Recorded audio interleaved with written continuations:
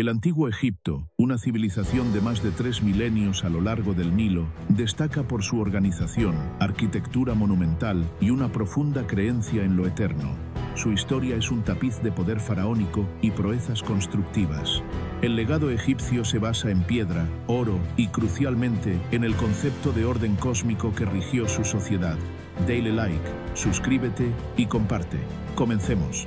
Para comprender la historia egipcia, es imprescindible entender la geografía. Egipto fue, y sigue siendo, un don del Nilo. El río no era solo una fuente de agua, sino el eje central de la vida, el transporte y la cosmovisión egipcia. Su ciclo anual de inundación, la Ajet, que fertilizaba las tierras circundantes con limo negro, era el motor de su agricultura y la base de su riqueza. Los egipcios dividieron el año en 3 estaciones: Ajet, inundación; Peret, siembra; y Shemu, cosecha. Este patrón cíclico de muerte y renacimiento no solo dictó su vida agrícola, sino que permeó su religión, simbolizando la eterna promesa de resurrección encarnada por el dios Osiris. La dependencia del Nilo fomentó la necesidad de una administración centralizada capaz de gestionar los sistemas de irrigación, un factor clave en la temprana unificación del país. Sin el Nilo, el antiguo Egipto, tal como lo conocemos, no habría existido. Antes de que surgieran los grandes faraones, Egipto era una tierra de culturas agrícolas dispersas a lo largo del Nilo. El período predinástico, desde el año 5500 hasta el año 3100 a.C., vio el lento desarrollo de comunidades neolíticas que eventualmente se agruparon en 2 reinos principales: el Alto Egipto, al sur, y el Bajo Egipto, al norte, el Delta. Culturas como la Badariana y la Nakada establecieron las bases de la sociedad egipcia, desarrollando técnicas de irrigación, alfarería avanzada y prácticas funerarias que reflejaban una creciente preocupación por el más allá.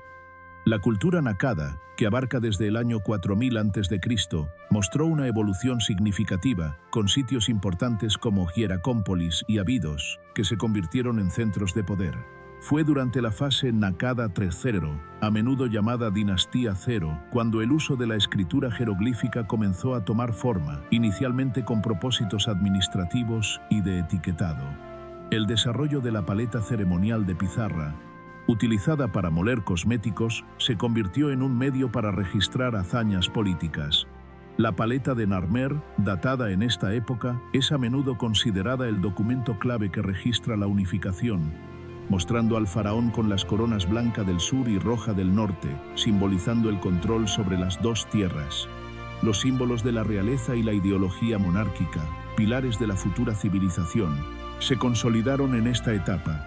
El conocimiento de la metalurgia del cobre también se afianzó, reemplazando gradualmente a las herramientas de piedra. El punto de inflexión en la historia egipcia es la unificación del país, un evento tradicionalmente atribuido al faraón Menes, posiblemente Narmer, alrededor del año 3100 a.C., marcando el inicio del período arcaico o dinástico temprano, desde el año 3100 hasta el año 2686 a.C. La unión de las 2 tierras bajo una única corona fue más que un simple acto político. Estableció el concepto central de la monarquía faraónica como mediadora entre los dioses y los hombres, garante de la Ma'at, orden y justicia cósmica. La capital se estableció en Menfis, una ciudad estratégicamente ubicada en el punto de encuentro del Alto y el Bajo Egipto, cuyo nombre se deriva del término egipcio Ineb Hedi, muros blancos. Los faraones de las dinastías I y II consolidaron el control, y aunque los edificios funerarios de este período, las mastabas, tumbas rectangulares de ladrillo de barro, ya mostraban una sofisticación arquitectónica que presagiaba las maravillas que vendrían, con el complejo funerario de Diet en Abidos siendo un ejemplo clave. Es en este período donde la ideología del faraón como encarnación del dios Horus se solidifica, y los nombres reales, como el nombre de Horus, se inscriben dentro de un serej, un diseño que imita la fachada de un palacio, afirmando su autoridad divina. El desarrollo de la administración centralizada, con un visir a la cabeza, fue crucial, permitiendo la movilización de recursos y mano de obra a una escala sin precedentes, preparando el escenario para la grandiosa era de las pirámides. El reino antiguo, dinastías tercera a sexta, es la edad de oro de la historia egipcia, un período de paz interna, prosperidad económica y la culminación de la autoridad faraónica. Es universalmente conocido como la era de los constructores de pirámides. Este período no solo fue notable por sus proezas arquitectónicas, sino por el establecimiento de una burocracia eficiente y la consolidación de la teología estatal. La dinastía tercera marcó una ruptura radical con el pasado. El faraón Dyeser y su brillante visir y arquitecto, Imhotep, quien más tarde fue deificado como dios de la medicina y la arquitectura, revolucionaron la arquitectura al construir la pirámide escalonada de Saqqara. Esta pirámide, la primera estructura monumental de piedra conocida en el mundo, era una serie de mastabas superpuestas, simbolizando una escalera hacia el cielo para el alma del faraón. El complejo de Saqqara fue la primera obra construida enteramente en piedra, y su diseño, con muros, patios y templos, estableció el modelo para todos los complejos funerarios posteriores. La dinastía cuarta vio el pico de este fervor constructivo y la centralización del poder. Los faraones Seneferu, Khufu, Keops, Khafre, Khefren y Menkaure, Micerino, concibieron y ejecutaron las pirámides más icónicas, las de la meseta de Giza. Seneferu, padre de Khufu, fue un constructor incansable. Perfeccionó la forma piramidal al construir las pirámides de Meidum, la pirámide romboidal y la pirámide roja en Dashur. La pirámide roja es la primera verdadera pirámide, con caras lisas y el diseño que se convertiría en el estándar. Khufu fue responsable de la Gran Pirámide de Giza, la más grande jamás construida y una de las 7 maravillas del mundo antiguo. Su construcción requirió una organización logística y de ingeniería masiva, demostrando el poder absoluto del faraón y la capacidad del Estado para movilizar recursos. Estas estructuras, testimonio del poder absoluto de los faraones y de la avanzada organización del Estado, no eran solo tumbas, sino complejos funerarios masivos que incluían templos del valle, calzadas, templos mortuorios y pirámides satélites. El faraón, como un dios viviente e hijo del dios solar Ra, necesitaba asegurar su paso al más allá para garantizar el ciclo vital de Egipto, pues su bienestar póstumo era sinónimo del bienestar del Estado. La gran esfinge de Giza, probablemente construida para Khafre, con el cuerpo de león y cabeza humana, representa la fuerza y sabiduría del faraón. Sin embargo, el poder absoluto de la realeza comenzó a erosionarse lentamente durante las dinastías quinta y sexta. El creciente culto al dios solar Ra, cuyo centro era Heliópolis, y el aumento de la influencia de los sacerdotes de Ra, desafiaron la deificación total del faraón. Los textos de las pirámides, inscripciones encontradas en las tumbas de los últimos faraones del reino antiguo, comenzando con Unas, se enfocaron más en el papel del faraón en el cielo junto a Ra, en lugar de su poder terrenal. La descentralización fue otro factor clave. El faraón comenzó a recompensar a los nobles y altos funcionarios con tierras y títulos hereditarios, especialmente a los nomarcas, gobernadores provinciales. Esto gradualmente debilitó el control central. El largo reinado de Pepi II, dinastía sexta, que se extendió por unos 94 años, el más largo de la historia, fue seguido por un colapso. Cuando Pepi II murió, la ausencia de un sucesor fuerte y la creciente autonomía de los nomarcas condujeron al primer período intermedio. El primer período intermedio, dinastía séptima a undécima, fue una época de anarquía y desorden social, a menudo descrita en los textos egipcios como un tiempo de caos donde la Ma'at fue reemplazada por la Isfet, el desorden. El poder central en Memphis se desvaneció. El país se fragmentó en una serie de nomos, provincias casi independientes, que a menudo luchaban entre sí. El hambre y la inestabilidad climática, posiblemente debido a niveles bajos del Nilo que resultaron en malas cosechas, plagaron la tierra. El documento conocido como las Advertencias de Ipuwer describe vívidamente el caos. Los ricos se empobrecían, los pobres se alzaban, y la tumba del faraón era profanada. A pesar del caos político, esta fue una época de gran desarrollo literario y de cambio social. La crisis del poder faraónico llevó a un cambio teológico profundo. El concepto de la vida después de la muerte se democratizó. Antes, solo el faraón, como Dios, tenía asegurado el paso al más allá. Ahora, el rito funerario, antes reservado exclusivamente al faraón, comenzó a estar disponible para individuos comunes, evidenciado en la proliferación de los textos de los sarcófagos, que adaptaron y expandieron los textos de las pirámides a las necesidades del ciudadano particular. Este cambio implicó que el bienestar individual ya no dependía únicamente del bienestar póstumo del faraón.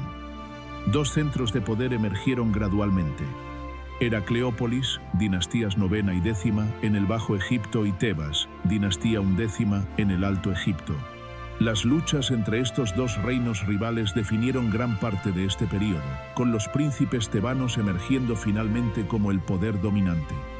Mentuhotep, segundo de la dinastía undécima, gobernando desde Tebas, logró la reunificación de Egipto alrededor del año 2055 a.C.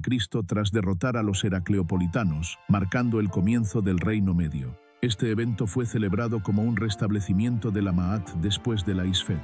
Esta época es vista como un período clásico de la cultura y la literatura egipcias, un tiempo de introspección y madurez intelectual. Los faraones se enfocaron en restaurar la Ma'at, asegurar la frontera y proyectar una imagen de soberanos sabios y protectores. La capital se trasladó a Itztawi, cerca de El Fayum, bajo Amenemhat I, el fundador de la dinastía duodécima, un lugar más central para controlar todo el país, aunque Tebas mantuvo su importancia religiosa. La dinastía duodécima en particular fue la cúspide del Reino Medio. Faraones como Sesostris III y Amenemhat III llevaron a cabo vastos proyectos de desarrollo. Sesostris III es recordado como un rey guerrero que consolidó la anexión de Nubia, asegurando el acceso a sus minas de oro. Mandó construir una serie de imponentes fortalezas a lo largo de la frontera sur, incluyendo Bujen. Amenemhat III se centró en la región de El Fayum, mejorando drásticamente la irrigación y la recuperación de tierras, lo que aumentó significativamente la productividad agrícola. El laberinto o templo mortuorio de Amenemhat III en Jawara era tan vasto que fue admirado por escritores griegos posteriores. El carácter del faraón cambió notablemente. A diferencia de los faraones distantes del reino antiguo, los gobernantes del Reino Medio se representaban a sí mismos como pastores de su pueblo, preocupados por la justicia y el bienestar, a menudo con un realismo sombrío en sus esculturas que reflejaba el peso de la responsabilidad. Este concepto se reflejó en las obras literarias de la época como la Historia de Sinuje, una obra maestra de la literatura mundial, y las Enseñanzas de Amenemhat, que mostraban una visión más pragmática y a veces cínica de la realeza. El arte y la escultura de este período alcanzaron una sofisticación emocional y un realismo que rara vez se igualaron, con retratos que mostraban a los gobernantes con expresiones pensativas o incluso fatigadas. Los textos de los sarcófagos evolucionaron hacia el Libro de los Muertos, aunque su versión más conocida es del Reino Nuevo, ampliando la guía para el difunto en el Duat, el inframundo. Una vez más, el poder central se debilitó tras la dinastía duodécima, en parte debido a problemas de sucesión y al aumento de la inmigración en el delta del Nilo. Esto condujo al segundo período intermedio. El evento más significativo de esta época fue la llegada y el ascenso de los Hyksos, gobernantes de tierras extranjeras. Un pueblo de origen asiático, semita, que se había establecido pacíficamente en el delta y que, aprovechando el vacío de poder, finalmente tomó el control del Bajo Egipto, estableciendo su capital en Avaris, dinastía decimoquinta. Los Hyksos, si bien a menudo representados en la historia egipcia como invasores bárbaros, en realidad adoptaron muchos aspectos de la cultura y la administración egipcias. Su contribución más duradera fue la introducción de nuevas tecnologías militares en Egipto: el caballo y el carro de guerra, que transformaron la movilidad militar; el arco compuesto, más potente que el arco simple egipcio; y mejoras en la metalurgia, incluyendo cascos y espadas más fuertes. Mientras los Hyksos gobernaban el norte y controlaban rutas comerciales vitales, la dinastía decimoséptima mantuvo una precaria soberanía sobre el Alto Egipto desde Tebas, actuando como vasallos de los Hyksos. Este periodo de coexistencia tensa fue un motor para el resurgimiento del nacionalismo egipcio. La lucha por la unificación y la expulsión de los Hyksos fue un proceso gradual. Los faraones tebanos como Seqenen-Ratá iniciaron el conflicto. Su momia muestra heridas mortales que sugieren que murió en batalla. Su hijo, Kamose, continuó la guerra, llevando las hostilidades hasta la propia Avaris. Fue el hermano de Kamose, Amós I, quien finalmente logró expulsar a los hicsos de Egipto, perseguirlos hasta el sur de Canaán y asegurar las fronteras, marcando un punto de inflexión. La victoria de Ahmose no solo restauró la independencia, sino que forjó un nuevo espíritu militarista en el país, sentando las bases para el período de mayor poder e influencia de Egipto. El Reino Nuevo. Dale like, suscríbete y comparte. El Reino Nuevo, dinastías XVIII a XX, es la era del imperio, un tiempo de faraones guerreros, diplomacia internacional y de la construcción de templos colosales. Habiendo aprendido la lección de la invasión hicsa, los faraones se dedicaron a crear un vasto imperio militar, expandiendo el control egipcio hacia Nubia, al sur, y el Levante, Siria-Palestina, al noreste, creando un sistema de estados vasallos y guarniciones. La dinastía XVIII es quizás la más famosa y marca el apogeo de la riqueza y el poder artístico de Egipto. Hatshepsut, una de las pocas mujeres faraonas, tras la muerte de su esposo, medio hermano Tutmosis II, gobernó primero como regente para su hijastro, Tutmosis III, y luego asumió el título completo de faraón.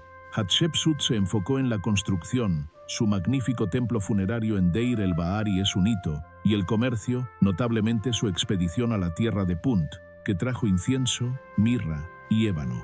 Tutmosis III, a menudo llamado el Napoleón de Egipto, tras la muerte de Hatshepsut, transformó el estado en una superpotencia imperial. Lideró 17 exitosas campañas militares en el Levante, solidificando el imperio hasta el río Éufrates. Inventó el concepto de la guerra de prestigio, llevando a los hijos de los reyes vasallos a Egipto para que fueran educados en la corte y aseguraran su lealtad. Bajo los Amenhotep y Tutmosis, la riqueza fluía a Tebas, donde el culto al dios Amón, fusionado con Ra, Amón-Ra, alcanzó su apogeo. Se construyeron los grandiosos complejos de Karnak y Luxor, y los faraones comenzaron a ser enterrados en el Valle de los Reyes, en tumbas excavadas en la roca para protegerlas de los saqueadores, un intento de evitar el destino de las pirámides del reino antiguo.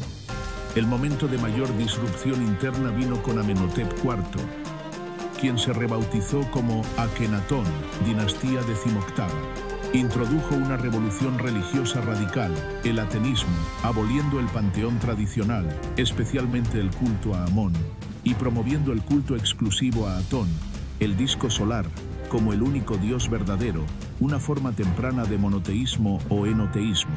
Trasladó la capital a una nueva ciudad, Aketatón, horizonte de Atón, la moderna Amarna, una ciudad planificada construida desde cero. El arte del período de Amarna se caracterizó por un naturalismo inusual y a veces exagerado, que mostraba a la familia real, incluida su esposa, la icónica Nefertiti, en escenas íntimas y con rasgos físicos no idealizados.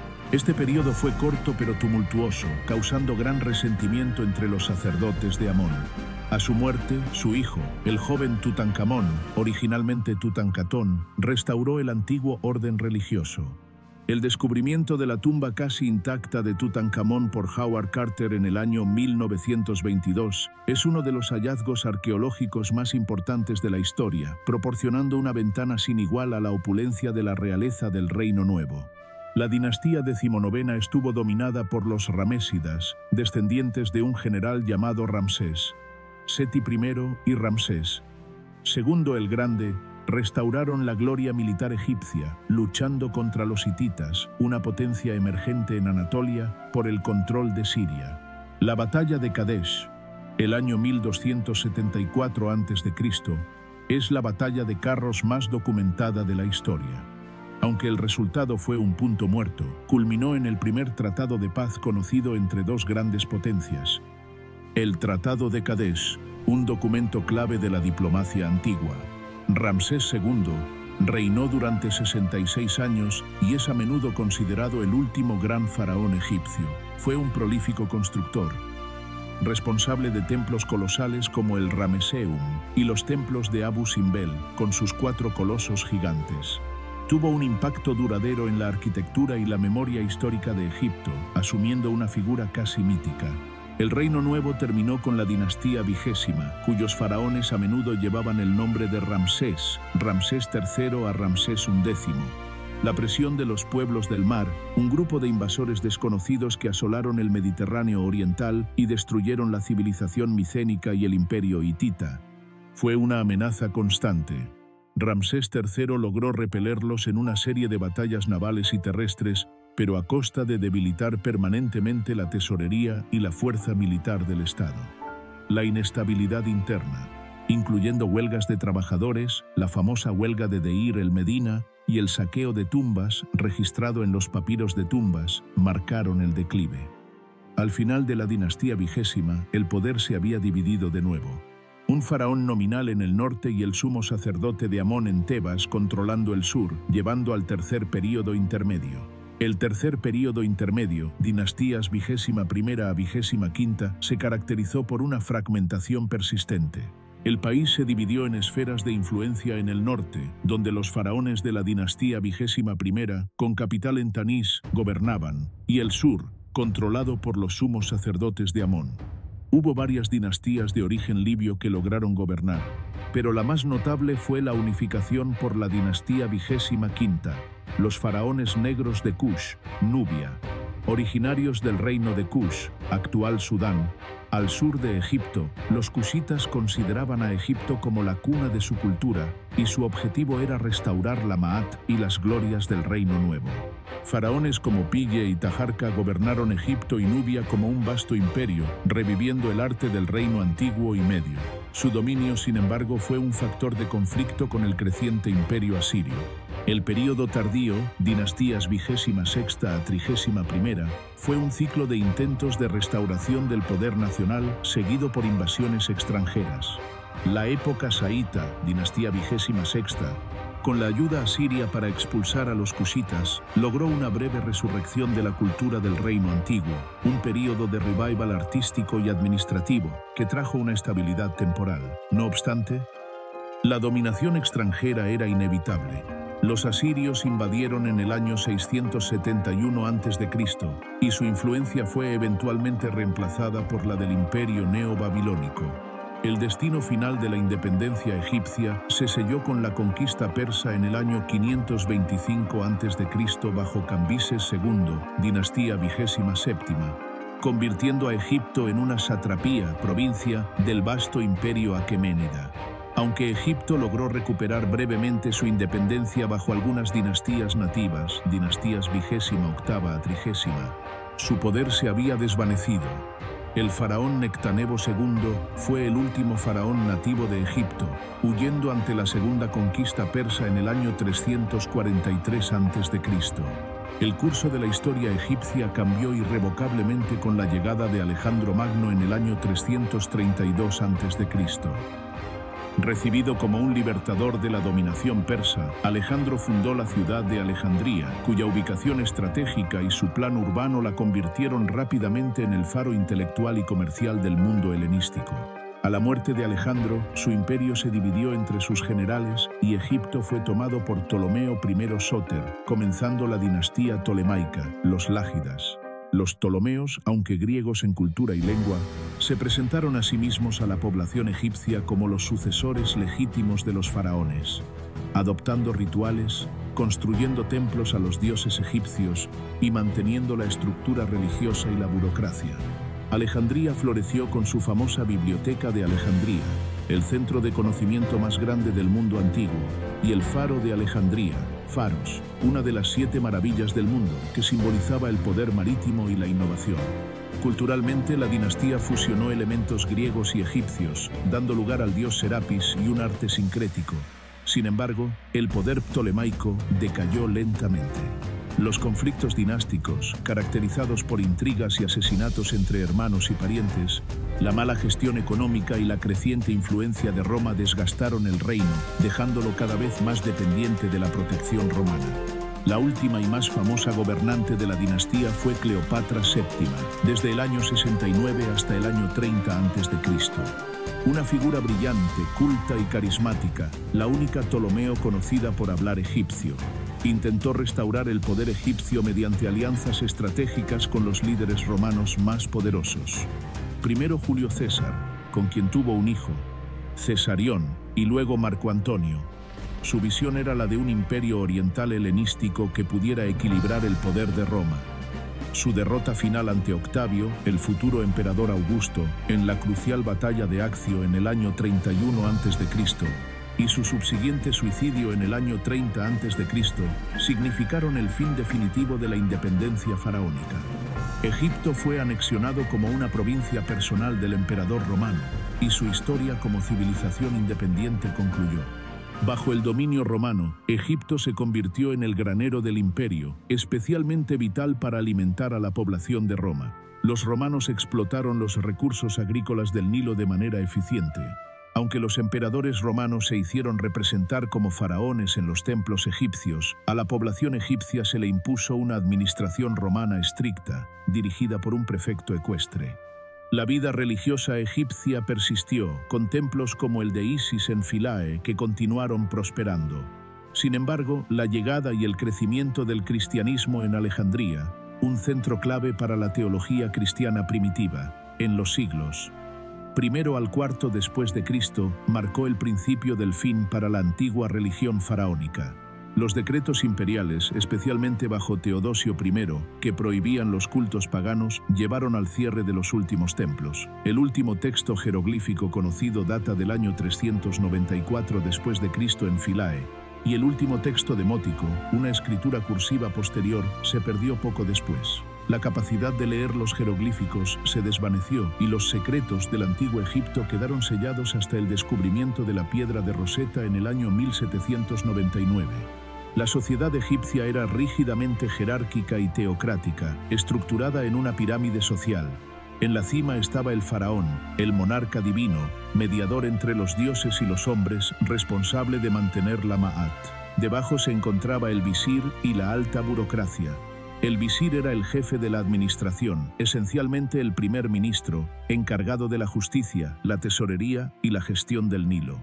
Le seguían los sacerdotes, que gozaban de gran poder, especialmente los del templo de Amón en Tebas durante el Reino Nuevo, a cargo de los vastos patrimonios del templo y del culto divino. Los escribas conformaban la clase más crucial para la administración, ya que saber leer y escribir jeroglíficos y hierático garantizaba una posición privilegiada y era la puerta de acceso a la burocracia. Los artesanos y comerciantes trabajaban para el faraón, templos o particulares, incluyendo constructores, joyeros, ceramistas y carpinteros.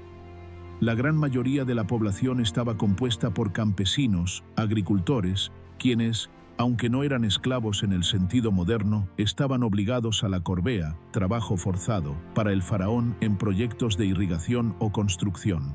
La religión egipcia era politeísta y se centraba en asegurar la vida eterna. Los dioses principales como Ra, Sol, Osiris, muerte y resurrección, Isis, magia y maternidad, Horus, realeza y protección, y Amón, dios local de Tebas que se convirtió en dios principal, formaban un panteón dinámico.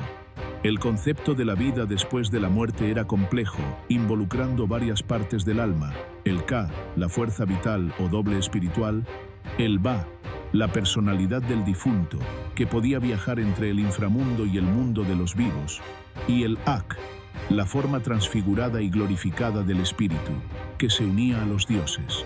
La momificación, un proceso que duraba 70 días, era esencial para preservar el cuerpo, permitiendo que el Ka y el Ba se reunieran con el cuerpo y la persona lograra la inmortalidad. El juicio final, presidido por Osiris, era el momento clave, donde el corazón del difunto, la sede de la conciencia, era pesado contra la pluma de Maat, la verdad. Si el corazón era más ligero, el difunto pasaba a la vida eterna. Si era más pesado, era devorado por el demonio Amit. Si bien las pirámides son icónicas, la arquitectura egipcia se caracterizó por sus templos colosales, construidos con una precisión asombrosa para albergar a los dioses y realizar rituales. Los templos de Karnak y Luxor, con sus salas hipóstilas masivas y obeliscos, son ejemplos de arquitectura religiosa monumental. El arte egipcio se regía por estrictas convenciones. La frontalidad, el uso de jerarquía de tamaños, el faraón siempre era más grande que los demás, y la perspectiva, donde el cuerpo se dibujaba de perfil pero el ojo y los hombros de frente. Este estilo rígido, destinado a asegurar la permanencia y la claridad mágica, solo fue temporalmente subvertido durante el período de Amarna. Los egipcios hicieron contribuciones significativas en varios campos. En medicina, conocían el sistema circulatorio, realizaban cirugías complejas y tenían conocimientos detallados de la anatomía gracias a la momificación. Los papiros médicos de Evers y Edwin Smith son testamentos de su conocimiento. En matemáticas, desarrollaron un sistema decimal y tenían un conocimiento avanzado de la geometría, necesario para la construcción de pirámides e irrigación. Conocían la fórmula aproximada para calcular el área de un círculo y el volumen de la pirámide truncada.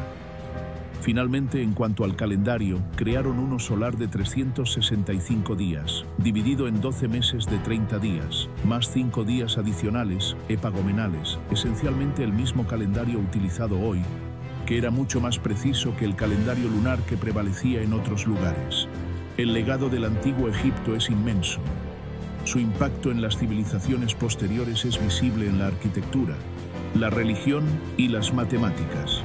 Sus avances en la medicina, el desarrollo de un calendario solar de 365 días y su compleja teología influenciaron a griegos y romanos y a través de ellos a la civilización occidental. Dale like, suscríbete y comparte. Hasta la próxima.